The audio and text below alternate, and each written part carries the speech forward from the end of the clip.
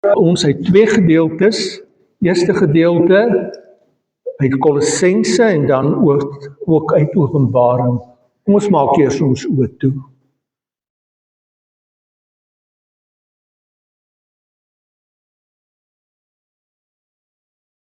Geseënd is U, Here onse God.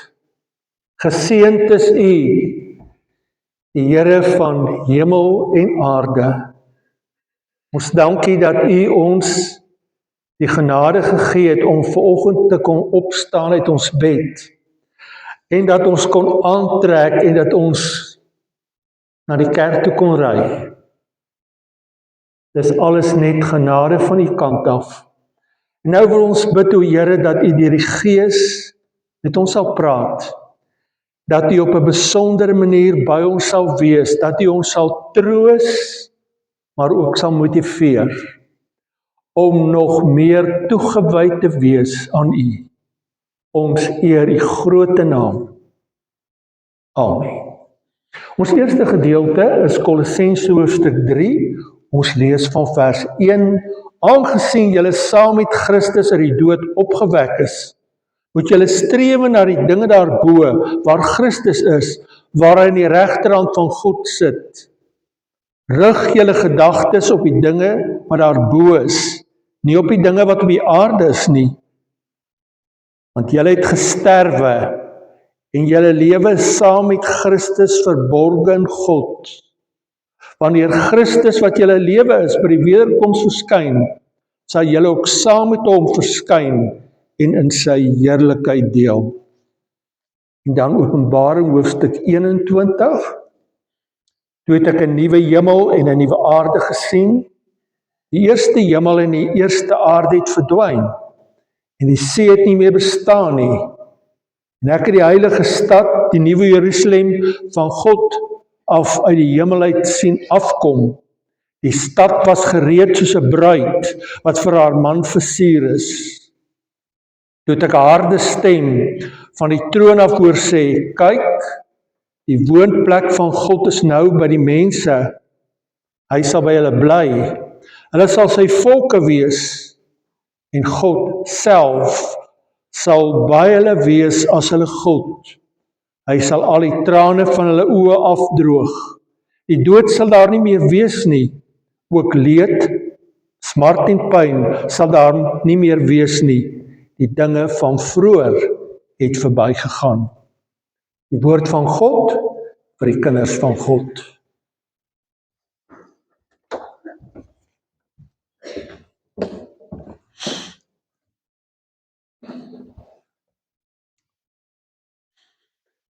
Die Grieke het baie lank gelede 'n baie besondere idee van die mens gehad. Hulle het geglo 'n mens bestaan uit twee dele. Jy het 'n siel en jy het 'n liggaam. 'n Mens se liggaam beteken eintlik nie veel nie. Jou liggaam is soos 'n tronk waarin jou siel ingekerker word. In die dag wanneer jy doodgaan, word jou siel bevry van jou liggaam. En dan beweeg jou siel in die ruimte in. Dan word jy bevry van jou siel, wat jou die hele tyd vasgehou het. Dit was die beskouing van die Grieke lang gelede. Miskien het jy geskrik. Want dis die beskouing van baie mense, baie van ons mense het groot geword op hierdie manier. Ek het 'n siel en ek het 'n liggaam, en die dag as ek doodgaan, gaan my siel op, en my liggaam bly op die aarde en hy gaan dood. Maar dis nie die boodskap van die Bybel nie. Wanneer die Bybel praat oor siel, dan bedoel die Bybel nie dat 'n mens 'n aparte deel het hierso, wat deel is van jou liggaam nie, of apart is van jou liggaam nie. As die Bybel praat oor die woordjie siel, dan bedoel dit dat God vir jou lewe gegee het. Genesis sê vir ons, God het die mens geskape uit die stof van die aarde, en toe blaas hy in hom lewe in, toe word hy 'n lewende siel. Siel bedoel, God gee lewe. As die ryk man vir hom groot geboue, skure bou, om al sy skatte bymekaar maak, sê die Here vir hom, jou dwaas, jou siel sal van jou weggeneem word, bedoelende, jou lewe sal vir jou weggeneem word. In die Bybel word vir ons gesê, dat net God ewig is. Net God is onsterflik. Dis nie waar dat 'n mens se siel onsterflik is nie. Wat wel gebeur is dat op die regte tyd gaan God vir ons onsterflikheid gee. Maar dis nie iets natuurliks nie. Nou ons praat vanoggend oor die lewe na die dood. Dis 'n moeilike onderwerp, want daar aan hierdie onderwerp is daar baie geheime verbind. En dit is moeilik om oor hierdie onderwerp te praat, want ons lewe hier op die aarde, ons leef 'n aardse bestaan. Ons wil praat oor die lewe, nie wat hier op die aarde is nie, van 'n hemelse bestaan. En dit is moeilik om van hierdie twee leefwyses te praat, want die lewe hier op aarde is anders as die hemelse lewe na die dood. En daarom gaan ons, as ons vanoggend hieroor praat, baie nederig praat. Ons gaan wees soos 'n persoon wat in 'n grot ingaan met 'n flitsliggie in sy hand. En ons gaan hou die flitsliggie en ons gaan fokus net wat die Bybel sê. Ons gaan nie probeer menslike dinge sê nie, ons gaan fokus op net wat die Bybel sê. En ons doel vanoggend is nie om al ons nuuskierige vrae op te los nie. Want die Bybel is nie geskrywe om nuuskierige agies se vrae op te los nie. Die Bybel is geskrywe om vir ons te verseker dat wanneer ons die dag tot sterwe kom, ons in God se hande is en dat niks ons ooit gaan skei van sy liefde nie. Dit gaan ons fokus wees vanoggend. Ons gaan kyk hoe God getrou is om self na ons dood by ons te bly en ons in sy liefde te dra. Wat sê die Bybel oor lewe? Want ons sal eers daaroor moet praat. Wat sê die Bybel oor lewe? En wat sê die Bybel oor dood? Nou as ons praat oor lewe, dan dink ons, lewe beteken die dag as jy gebore word. Dis die tyd van my geboorte tot my dood, dis lewe. As jy lewe, dan het jy 'n asem en jou hart klop. Dis ons idee van lewe. Maar dis nie die Bybel se idee van lewe nie. Die Bybel se idee van lewe is dat my lewe aan God verbind is, dat hy die hele tyd by my betrokke is. Dis wat lewe beteken. God is die hele tyd by my lewe betrokke. En nou het daar in hierdie wêreld iets ongeloofliks gebeur. Die sondeval. Die sondeval het gemaak dat Adam en Eva uit die tuin van Eden uitgejaag is. Dat die band tussen God en die mens verbreek is. Paulus sê in Efesiërs dat die mens geestelik dood geraak het.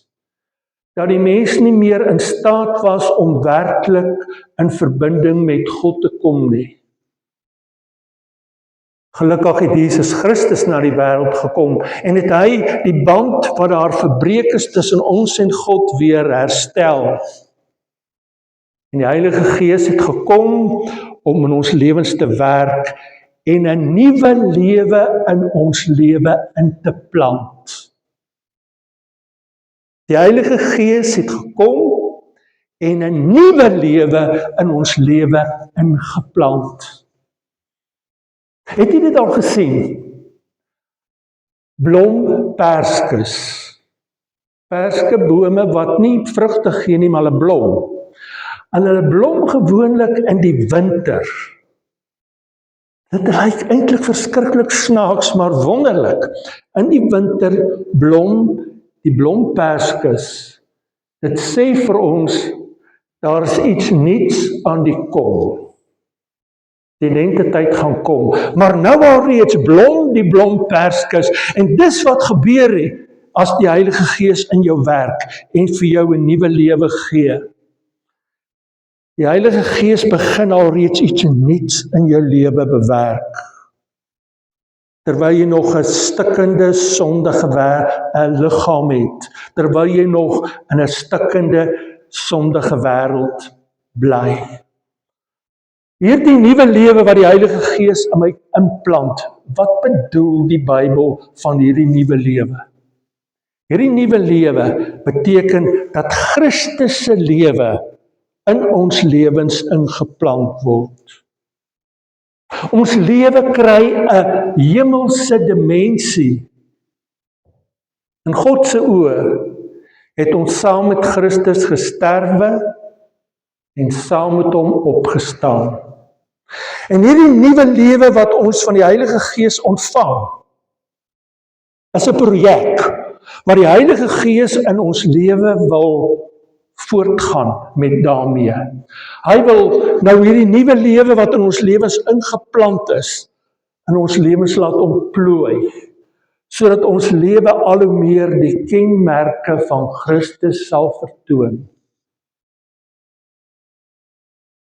As Paulus oor hierdie nuwe lewe praat, sê Paulus, hierdie nuwe lewe wat die Heilige Gees in ons lewe ingeplant het, verborge is. As jy voor die spieël staan, kan jy nie hierdie nuwe lewe sien nie. Dit is verborge. Maar hoe moet ons dit verstaan?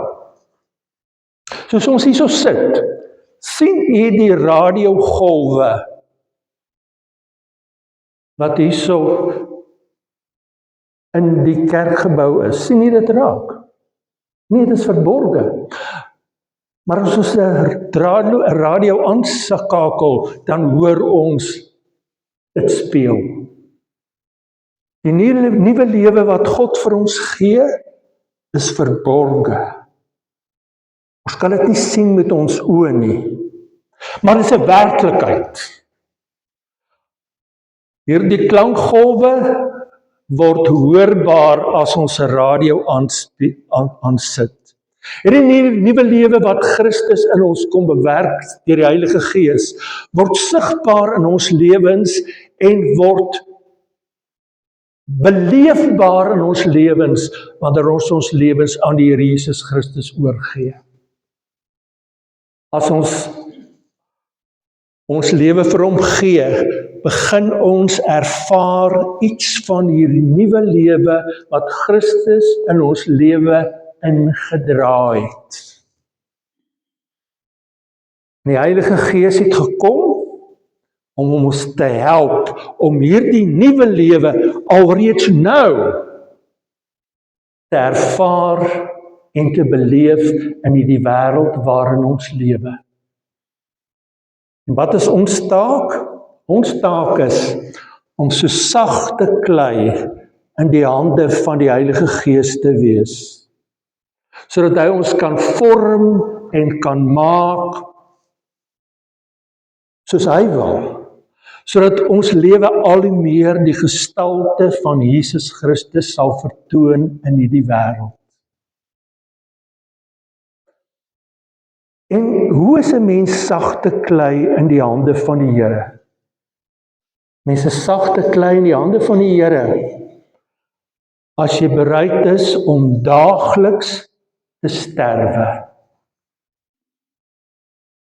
As jy bereid is om daagliks aan die ou mens wat nog deel is van jou lewe afstand te doen. As die ou mens wat in jou lewe nog steeds is, afgelê word en Christus al hoe meer in jou lewe na vore kom. Hoor u wat dit beteken om werklik te lewe? Die dag toe ek gebore is, het ek nie 'n keuse gehad nie. Ek het 'n lewe gekry. Ek het nie daarvoor gekies nie, maar hierdie natuurlike lewe wat ek gekry het, gaan uiteindelik eindig by die dood. Maar wanneer die Heilige Gees vir my 'n liewer lewe gee, het ek 'n keuse. Ek kan besluit om Jesus Christus as my verlosser en saligmaker te aanvaar. Hierdie nuwe lewe wat ek van God ontvang, begin by die dood. Begin daarby dat ek deel word van Christus se lewe, dat God dit sien dat ek 2000 jaar gelede saam met hom gesterf het aan die kruis. En Christus kom en hy werk in my lewe en hy maak hierdie lewe sigbaar in my lewe al hoe duideliker en al hoe duideliker en ek begin waarlik te lewe. Het jy gehoor wat lewe volgens die Bybel beteken? Dit beteken dat ek 'n nuwe lewe van God ontvang het en dat die Heilige Gees in my werk en my nuut maak. Maar het jy ook dit gehoor? As ek werklik lewe, vra dit vir my om daagliks te sterwe. 'n Kind van die Here sterwe voordat hy finaal sy asem uitblaas. Voordat ek my asem finaal uitblaas, het ek al 100 keer gesterwe aan myself. My finale sterwe is eintlik maar net die laaste sterwe wat deel is van 'n sterwingsproses. Wat sê die Bybel oor die dood? Die Bybel sê daar is eintlik verskillende forme van dood. 3 forme van dood. Daar's die fisiese dood, wat ons ken as ek my laaste asem uitblaas. God het die mens gemaak met die moontlikheid dat hy onsterflik kon wees, maar as gevolg van die sondeval het dit veroorsaak dat ons nie meer ewig is nie, dat ons sterflik is. Daar's die fisiese dood. Maar daar's ook die geestelike dood. Geestelike dood beteken met die sondeval is die band tussen God en die mens verbreek. Dit is moontlik dat jy kan lewe, dat jy kan asemhaal, dat jou hart kan klop, maar dat jy geestelik dood is, omdat jy geen verhouding het met God nie, en die geestelike dinge vir jou niks beteken nie. Jy is doof ten opsigte van dit. Jy lewe nie ten opsigte van dit nie. En dan is daar die ewige dood. Die ewige dood is die dood wat intree na jou dood. Die ewige dood is, om met hard te sê, God se straf, die hel. As jy nie Jesus Christus as jou verlosser en saligmaker aanvaar nie, wag die ewige dood vir jou. En wat sê die Bybel vir ons ten opsigte van hierdie 3 verskillende soorte dood? Die Bybel sê, as ek in Jesus Christus glo, het ek geestelik lewend geword. Ek is nie meer geestelik dood nie. Ek het geestelik lewend geword en daarom is geestelike dinge vir my van waarde.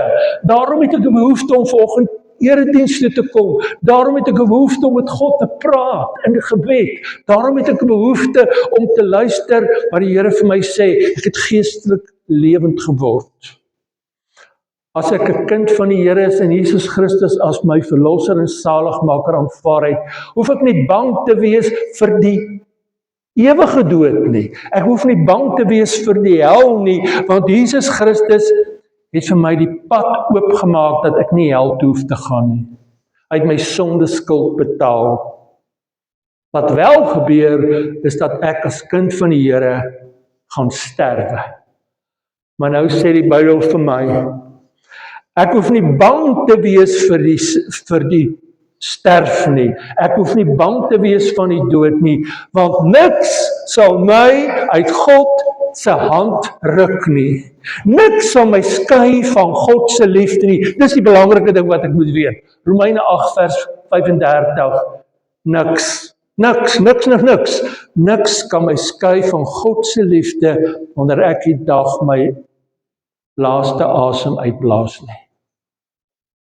Nou kan jy vir my vra, maar hoekom is dit so dat ek 'n kind van die Here is en dat ek tog eintlik eendag doodgaan, dat ek my finale asem gaan uitblaas? Die antwoord is eintlik dit. Ek word 'n kind van die Here, ek word vergewe vir my sonde. God neem my aan as sy kind, die Heilige Gees kom bly in my. Maar ek is nog nie ten volle gered nie, want ek het nog 'n sterflike liggaam. Ek word nog siek. En ek bly nog in 'n stikkende wêreld waar daar droogtes, peste en ander dinge is. En God wil vir my meer gee, en om vir my meer te gee, moet hy my stroop van my aardse liggaam. Hy moet my stroop van my aardse liggaam wat verganklik is, wat sondig is, wat nietig is, sodat hy my kan beklee met 'n heerlike liggaam.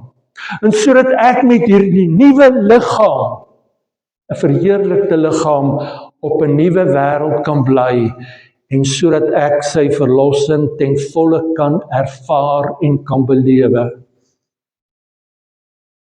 Vir my en jou wat kinders van God is die fisiese dood waar ek my asem uitblaas 'n wins.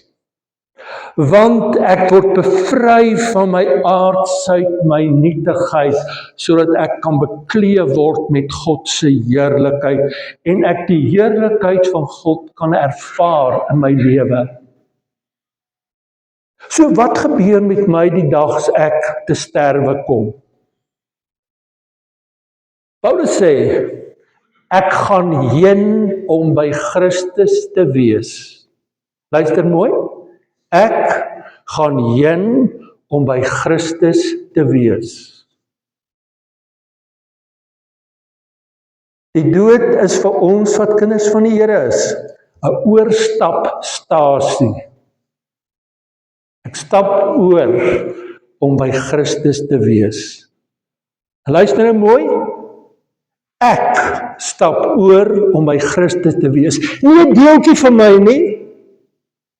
Ek stap oor om by Christus te wees. Nou kan jy vra, maar in watter vorm stap ek oor om by Christus te wees? Die antwoord is, dis 'n verkeerde vraag.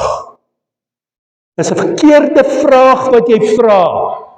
Dis nie ter sake hoe jy by Christus is nie. Die Bybel sê nie vir ons hoe ek by Christus is aanvanklik nie. Die belangrike ding is, ek is by Christus, hou daaraan vas. En waar is Christus? Dis nie ter sake waar hy is nie. Ek is by Christus die dag wanneer ek my asem uitblaas. Dan is ek volledig by Christus. In sy teenwoordigheid, dan word ek deur sy liefde en sy genade omarm. En is ek by hom. Maar nou kom ons by 'n moeilike saak wat u nou baie mooi moet probeer verstaan. Wat kan ons verder sê oor die lewe na die dood? Dit is belangrik dat ons moet sê dat ons lewe hier op aarde, ons het 'n aardse bestaan. En wat is die kenmerke van 'n aardse bestaan? Ons het 'n verlede, hede en 'n toekoms. Ons lewe binne die tyd. Ons verwag dat Christus moet nog kom, sy wederkoms. Ons verwag dat ons voor die troon van God sal verskyn en dat hy ons sal vry verklaar. Ons verwag die nuwe hemel en die nuwe aarde. Dis dinge wat nog moet kom. En ons glo dat ons geliefdes wat nie meer by ons is nie, wat kinders van die Here is, heen gegaan het om by Christus te wees. Ons glo dit. Maar as ons aards dink, dan sien ons dit, dat hulle wag by Christus en hulle wag vir die wederkoms, hulle wag vir die opstanding, hulle verwag dat hulle 'n nuwe liggaam sal kry en hulle verwag die nuwe hemel en die nuwe aarde wat moet kom. Dis is ons menslik dink. Maar ons geliefdes, wat nie meer by ons is nie, wat kinders van die Here is, lewe nie meer in 'n aardse dimensie nie. Hulle lewe in 'n ander dimensie, 'n hemelse dimensie. En in die hemelse dimensie is daar nie meer tyd nie. Daar's nie meer 'n verlede, hede en 'n toekoms nie. Daar is net 'n nou. Alles gebeur in die nou. Alles gebeur gelyktydig in die nou. En dit beteken dat ons geliefdes wat by Christus is, wag nie vir 'n opstanding en 'n nuwe liggaam en 'n nuwe hemel en 'n nuwe aarde wat moet kom nie. Hulle ervaar dit nou. Dit waarvoor ons wag, ervaar hulle nou, gelyktydig in die hede. Moeilik om te verstaan. Onthou, dis belangrik dat ons moet verstaan, die lewe hier op aarde en die lewe in die hemel se sfeer is anderste. En dis die fout wat ons baie keer maak. Ons wil die lewe daar verstaan in terme van aardse dinge, dis bietjie anderste. Wat beteken dit die dag as ek te sterwe kom? Onmiddellik is ek in Christus se teenwoordigheid. Dis die belangrike. En onmiddellik vind die opstanding plaas. Onmiddellik word ek beklee met 'n hemelse liggaam, 'n verheerlikte liggaam. Paulus gebruik die beeld van 'n saadjie om hierdie nuwe liggaam aan ons te verduidelik. Hy sê as jy 'n bootjie pit sou plant, dan kom daar 'n mielie op, nee, dan kom 'n boontjie op. Met ander woorde, daar's kontinuïteit tussen die saadjie wat ek plant en die plantjie wat opkom. Maar daar's diskontinuïteit. Ek plant 'n saadjie en daar kom 'n plant op. Christus se opstanding verduidelik vir ons hoe ons hierdie opstandingsliggaam moet verstaan. Toe hy opgestaan het, het die mense hom herken. Hy het geëet en gedrink, so daar was 'n ooreenkoms tussen sy aardse bestaan, sy aardse liggaam en sy nuwe liggaam wat hy gekry het. Maar daar was ook 'n verskil, want sy disippels sit by geleentheid in 'n plek en ewe skielik verskyn hy aan hulle. Dit was ook 'n geestelike liggaam. Wanneer ek te sterwe kom, ontvang ek onmiddellik 'n nuwe verheerlikte liggaam, 'n liggaam soos Christus, wat my in staat stel om God se heerlikheid te ervaar volkome.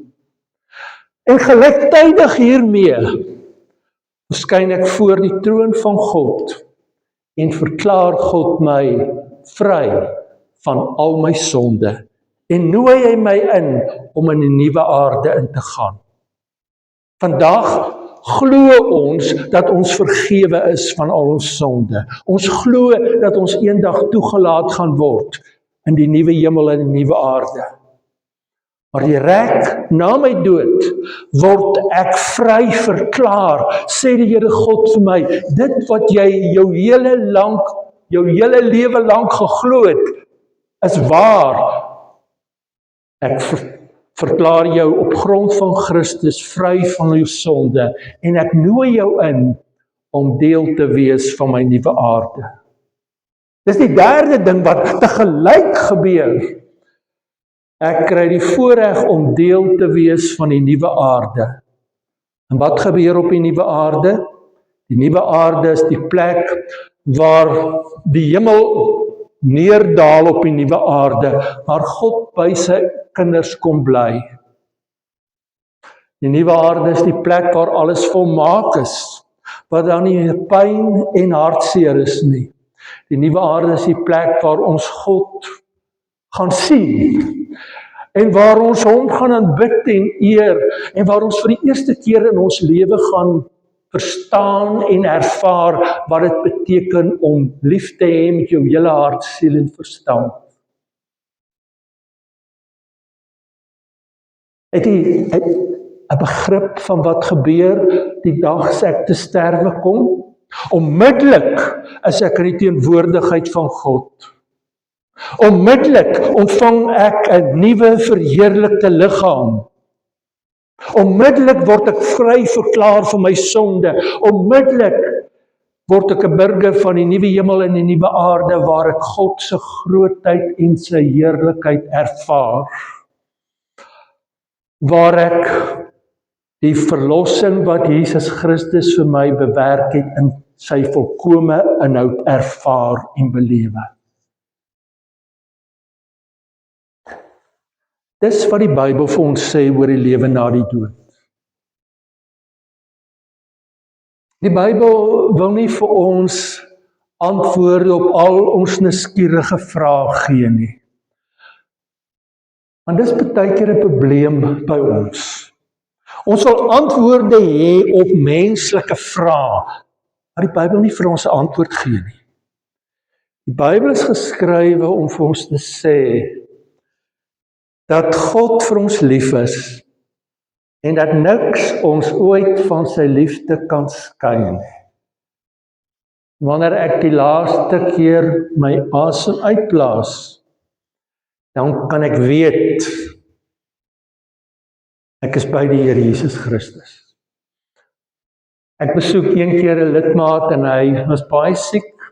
Hy was op sy laaste en hy sê vir my, dominee, as mense vir jou sê dat ek te sterwe gekom het, moet jy hulle nie glo nie. Want ek glo wat die Bybel sê. Die Bybel sê, as ek in Jesus Christus glo, sal ek lewe, al het ek ook gesterwe. Die nuwe lewe wat God in my lewe geplant het, gaan aan en aan en aan. En ek word al hoe meer soos Christus, en op die nuwe aarde gaan ek soos Christus wees. Glo jy dit? Of is dit vir 'n mooi storieetjie? Glo jy dit werklik? Is jy seker dat as jy vandag te sterwe kom, teen die nuwe aarde toegelaat sal word? Wat is nodig om seker te wees dat jy op die nuwe aarde toegelaat sal word? Openbaring sê, dit is belangrik dat jou naam in die boek van die lewe geskrywe staan. En wanneer is jou naam in die boek van die lewe geskrywe? As jy jou hart en jou lewe aan die Here Jesus oorgee en vir hom lewe hier op aarde. Alles gaan oor Jesus. Hy bepaal ons eindbestemming. As ek in hom glo, het ek die lewe. En sal ek nooit uit God se hand uitval nie. Is jy seker dat dit in u geval waar is? As dit nie waar is nie, maak jy hart en lewe oop vir die Here Jesus. Hy sê, kom, ek klop aan die deur van jou hart en ek vra dat jy oop sal maak. En as jy oopmaak, sal hy inkom en sal jy 'n nuwe lewe wat ontvang en sal jy die sekerheid kry dat jou lewe Christus is. Amen. Kom ons maak ons oë toe